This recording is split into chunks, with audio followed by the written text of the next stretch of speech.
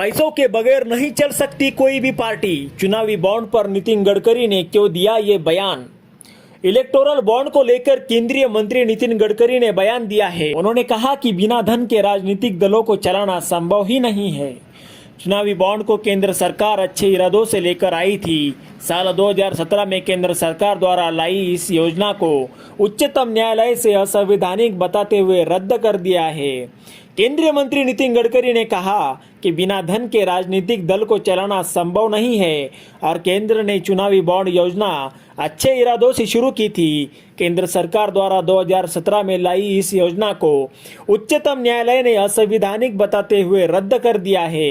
Bharatiya Janata party के वरिष्ठ नेता ने कहा कि यदि उच्चतम न्यायालय इस मामले पर कोई और निर्देश देता है तो सभी राजनीतिक दलों को एक साथ बैठने और इस पर विचार विमर्श करने की आवश्यकता है। उन्होंने शुक्रवार को गांधीनगर के समीप गिफ्ट सिटी में एक मीडिया संगठन द्वारा आयोजित एक कार्यक्रम में ये टिप्पणियां की। गडकरी ने चुनावी बॉन्ड के बारे में एक सवाल पर कहा, जब अरुण जेटली केंद्रीय वित्त मंत्री थे, मैं चुनावी बॉन्ड से जुड़ी बातचीत का हिस्सा था। कोई भी पार्टी संसाधनों के बगैर नहीं चल सकती। कुछ देशों में सरकारें राजनीतिक दलों को चंदा देती हैं, पर भारत में कोई ऐसी व्यवस्था ही नहीं है। इसलिए हमने राजनीतिक दलों के वित्त पोषण की इस व्यवस्था को चुना। उन्होंने कहा कि चुनावी बॉन्ड लाने के पीछे का मुख्य उद्देश्य यह था कि राजनीतिक दलों को सीधे चंदा मिले, लेकिन दानदाताओं के नामों का खुलासा ना किया जाए, क्योंकि अगर सत्तारूढ़ बदलता है तो समस्याएं पैदा होगी।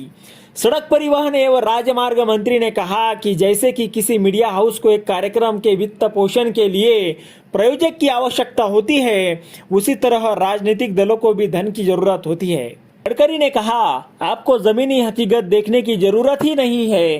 पार्टियां चुनाव कैसे लड़ेगी। हम पारदर्शिता लाने के लिए चुनावी बॉन्ड की व्यवस्था लेकर आए थे। जब हम चुनावी बॉन्ड लाए थे तो हमारा इरादा अच्छा था। अगर उच्चतम न्यायालय को इसमें कमियां नजर आती है और वह हमें इससे सुधार लाने के लिए कहता है तो सभी दल एक साथ बैठेंगे और सर्वसम्मति से इस पर विचार विमर्श करेंगे।